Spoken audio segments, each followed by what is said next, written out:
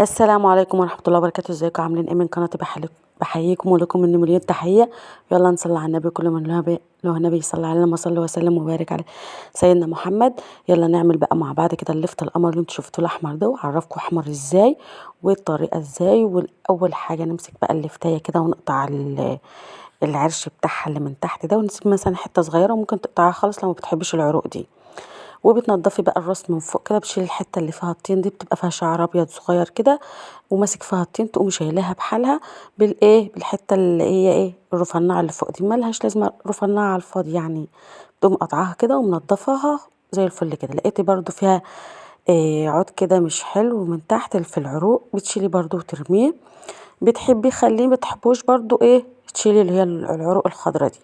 انا مخليه حته صغيره كده زي ما شفتك بقى. اللي طلع من اللفت ده طبعا بيترمي، لو عندك طيور بترميها لها او بترمي. بتنضفيها وتشيلي الطين وتقطعي بقى بالطريقه دي. تقطعي بقى الراس من تحت او العروق، وتقطعي الراس من فوق نصين وتقطعيها صوابع.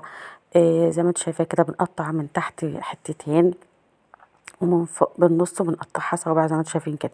طب مش حابه تكون صوابع وعايزاها تبقى حته صغيره، تقوم قطع الصابع قطعه تبقى مكعبات حلوه كده، ان المكعب على قد الاكله وخلاص. زي ما انت شايفه كده، تقوم مقطعه الراس ومقطعه العروق، وقطعي صوابع، تقطع مكعبات تقطيعها زي ما انت عايزه. صوابع زي ما شفتي بتقطعها نصين وتقطعيها مكعبات، بتقومي مديالها كمان ضربه بالعرض. طب مش عايزه اعمل كده، ممكن تقطعها 4 ارباع وتقوم مقطعاها. هجيبها لك في التقطيع دلوقتي. كده كنت انا عملت كده اخر لفتايه اهيت، هنعملها مع بعض اهي 4 ارباع. وبتقطعها بقى مكعبات كده، والعرق برضو من تحت. التقطيعه اللي انت حباه كده قطعتها. طبعا احنا لحد دلوقتي ما غسلناهوش، هاخده بقى اغسله كويس على الحوض كده. كده خلصت التقطيع اهو. التقطيعه بقى حسب ما انت عايزه، صوابع مكعبات، بعيدها تاني. وخدته غسلته كويس في ميه كتير في الطبق كده، وتدعكيه قوي عشان الطين اللي فيه. وغسلناه ونقعناه، وبعدين صفيناه في المصفى زي ما انتم شايفين، وجبته على الطبق البلاستيك. بعد بقى ما صفى ميته وغسلته كويس، بحط بقى برش عليه ملح، مش بنخلله على طول. رشيت عليه حبة ملح كده وقلبته، وبرش عليه تاني. وبعدين هعمل وبرضه اقلبه لحد ما كل قطعة تتغلف بالملح. وهقوم عاملة حبة من فوق، يعني ترشرشي كده حبة. الكمية بقى حسب كمية اللفت، مفيش كمية محددة. رشرشي ملح وسيبيه تاني يوم. هينزل بقى المية فيه، احنا مش هننقعه، احنا رشينا عليه ملح زي ما انت شايفة كده، وبنقلبه كويس. بص المية اللي نزلت منه، المية دي نزلت، المية دي مش كويسة، ارميها، اوعي تحطها في مية التخليل. خدته بقى شطفته برضو كويس كده. ولو انت عايزة تنقعيه في مية، نقعيه شوية بحيث ان انت الملح ده بيحدقه.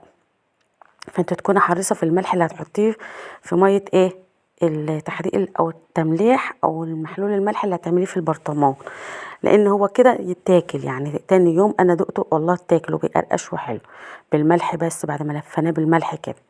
شطفته بقى ونقعته في الملح شويه، عشان لما احط ملح في الميه ما يحدقش مني ويبقى مش يعني، يبقى طعمه حلو كده زيك.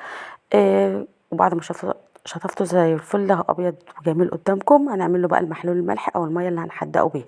طبعا على كوبايه الميه اللي هي كوبايه المج دي او كوبايه الميه، بنحط معلقه ملح على لتر الميه 4 معالق، ومعلقه سكر، وبتحطيها.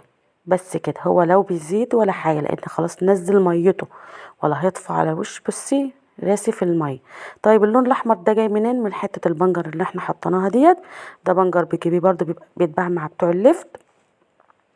بتحطي نص بنجرايه، بتقطعها كده حتت مكعبات، وتحطها في قلب اللفت. بتعمل لك بقى اللون الاحمر ده، او ورقتين كركريه.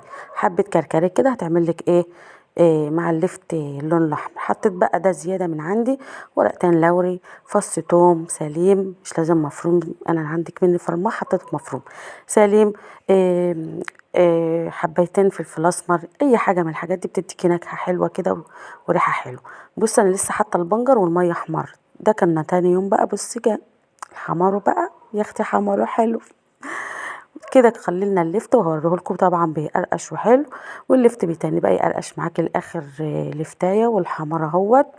طبعا الملح باكد عليكم، انا شطفته بعد الملح ونقعته في حبه ميه عشان ما يبقاش حادق معايا. يا اما تخف الملح في ميه التمليح او الميه اللي هتحطيها في المحلول الملح. بص الحمار لو وصلتوا لكده بقى ما تنسوش تعملوا لايك وتعملوا شير للفيديو وسبسكرايب كده لقناتي، ويا رب اكون عند حسن ظنكم، واستنوا في مخللات تاني وفي اكلات نازله ان شاء الله. تابعوني كده وان شاء الله تشوفوا كل حاجه تسركم، واستودعكم الله، والسلام عليكم ورحمه الله وبركاته.